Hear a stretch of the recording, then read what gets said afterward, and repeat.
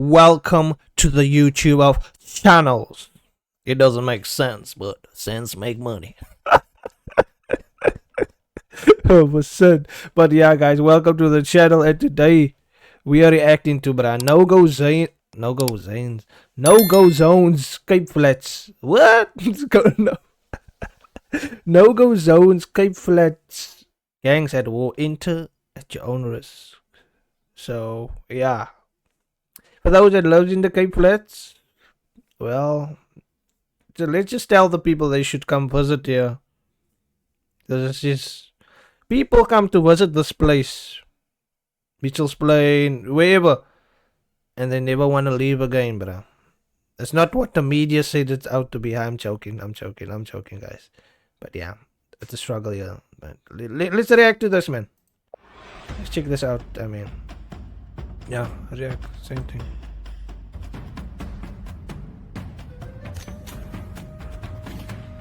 I don't know if this is even allowed on the channel, bro. Mental. Welcome to the Cape Flats, a place known for its natural beauty, rich history, and vibrant culture, but also its darker side. Today, these areas are carved into territories controlled by notorious gangs that control these streets. For residents, stepping into the wrong neighborhood can mean risking their lives.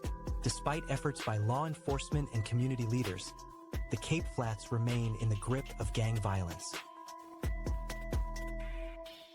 The thing is, they threw us all into like a big patch of land. It's almost like they threw us in like this pit where we know that we're gonna turn on each other, unalive one another, like do harmful things to one another. That's why they separated us like that. That's just my opinion. This is how I'm getting from it. The attacks are becoming too frequent. This latest violent attack on the police has again shown just how ruthless. Here, crime syndicates hijack a car every 54 minutes. The gang opened fire on police with automatic rifles and pistols. Cape Town and South Africa has a dark history. I'm sure by now you all know about apartheid, but if you've never heard about it, basically this was a period in which people of color or communities deemed non-white were treated terribly, and many were ripped out of their homes and relocated to new designated black-only areas outside of Cape Town known as the Cape Flats. It has now been 100 years since the establishment of the Group Areas Act, and the ramifications of this act are still very plain to see, despite South Africa now being a democracy and run by a party of color. The Cape Flats, a sprawling, densely populated area, was a product of apartheid-era forced removals. Communities were uprooted and placed here. And I think that's something that none of us must ever like forget for the people that is living in Cape Town, bro. Mainly speaking to colored people, like what was done, bro, the forceful removals and things like that. That stuff you must never forget. It's not that you must hold grudges and stuff like that, but that's something of your past you must never forget. For example, for people, because obviously you have family that came from that place, District 6. Like, I think that is where it all started, where it broke everything, like families and stuff like that. That is where it started. Away from the city's wealth and opportunities. Decades later, the legacy of inequality remains, fueling poverty, unemployment, and tragically, crime. Mitchell's Plain, one of the largest townships in the Cape Flats, was once envisioned as a safe haven for the working class. It's estimated that there are over 130 gangs operating in the Cape Flats, with names like the Americans, the Hard Livings, and the Mongrels, striking fear into residents. I'm proud to be American. Okay. Crimes here range from petty theft to organized syndicate activities, and their battles often spill into the streets, endangering everyone. The gang culture in the Cape Flats is deeply rooted. For many young men, joining a gang seems like the only option. Now the other day I saw, I think it's on the front page of one, I think it's the Voice newspaper, where a boy, or I saw it on Facebook, but one of the two, doesn't matter where I saw it, but a boy, like I think he refused to join the gang and then they unalived him. So that's how messed up it is and how it is with the youth in townships like this, places like this in Cape Town, bro. I don't know how it is in the other side of the world, other side of the country, but most probably here in Cape Town it's much worse than the other parts of South Africa. In the face of poverty and lack of opportunity. But with gangs comes violence. Turf wars are common, and innocent bystanders are frequently caught in the crossfire.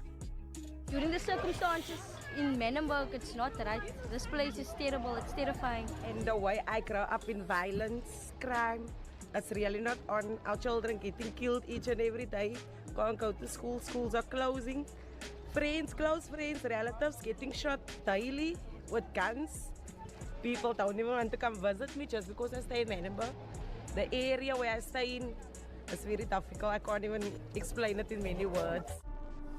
They call the place Lavendale, but I call it the maximum security prison. I see the warders come every 1 hour.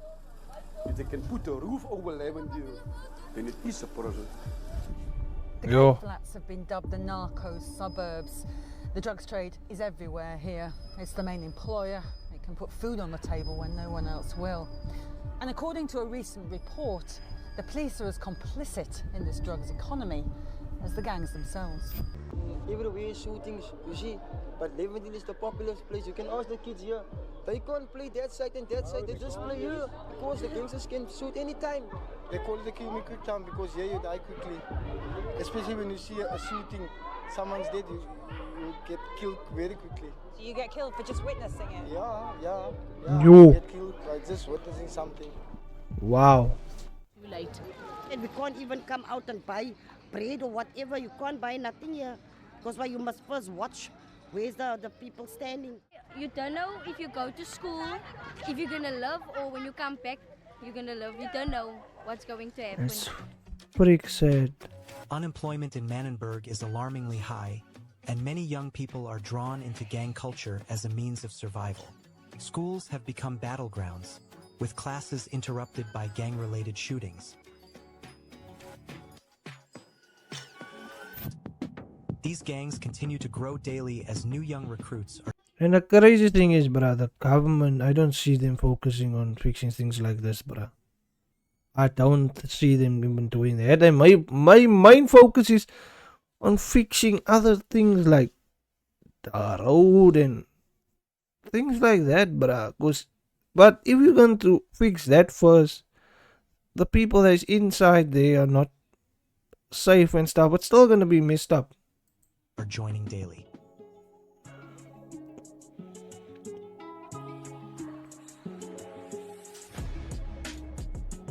Let's go. Hanover Park is infamous for its high murder rate and rampant drug and alcohol abuse. Many residents describe it as a living hell. Forced to decide between concentration camp or war zone, residents of Menenberg try and enjoy some semblance of a normal life, fetching their kids from school, visiting neighbors, and enjoying the weak winter sunshine. They know at any moment this peace could be shattered by the crack of gunshots fired indiscriminately from a gangster's gun. We hardly ever go to somebody that's died of old age, of cancer, of diabetes or something. Joining a gang is a way of surviving in the Cape Flats, but for many it's also appealing financially. Most of these men are unemployed. Only gangsters can afford the best cars and the latest clothes. Much of their money comes from drugs, especially Tick, a local name for crystal meth. That is the reality of the whole thing, drugs. Because of drugs is destroying a lot of people. Drugs destroy people in different ways. One cannot enter Menenberg as a journalist without permission from the ruling gangs. Wow. We were given permission to film the dark side of Menenberg.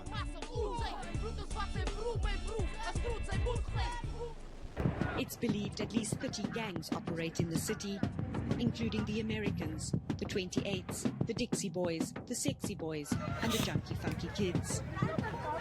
The key issue in South Africa in terms of the murder rate has been the influx of high-powered firearms into Cape Town.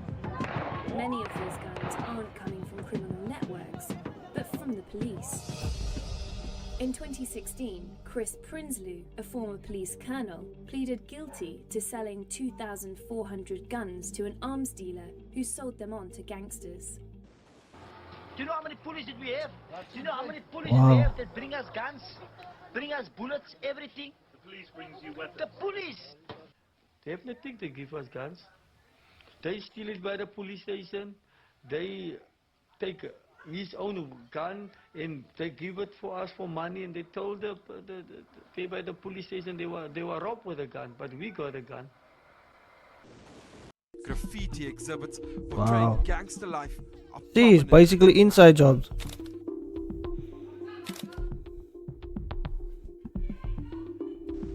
I'm 25. I'm a gangster for life. This gang member says he has no choice but to become a gangster. You see, every day I scarreling so, and that is not right. I must, if you don't have work, you must shoot every day. The other brother say you must come now, because the people gonna shoot now. As gang members seek to protect their turf, drugs give rise to conflict. These men are often forced to use violence to justify their place in the gang.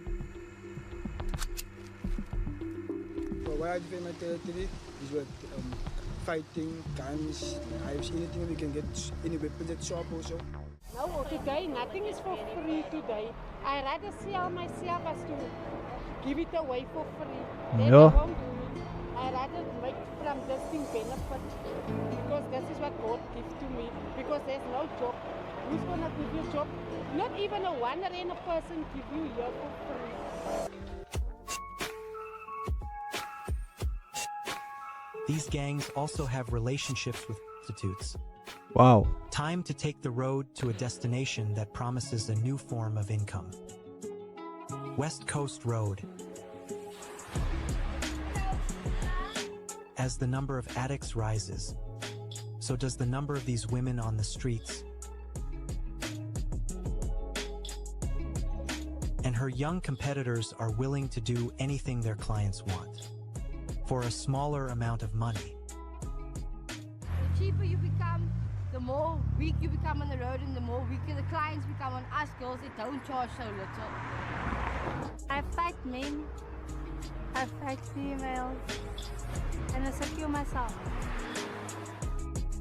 Giving them our services from Sweat, condoms, lubricants, and listen to their stories about anything that they're facing, any challenges that they're facing, take out what they have been experiencing, and we love doing that, so that's what we're all about when we're out here.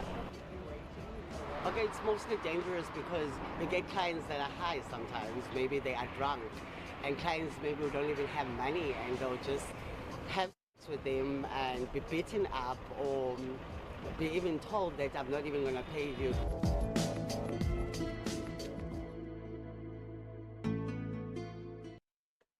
It's crazy what is happening in Cape Town, my bro. And there just seems like there's no solution in Cape Town itself.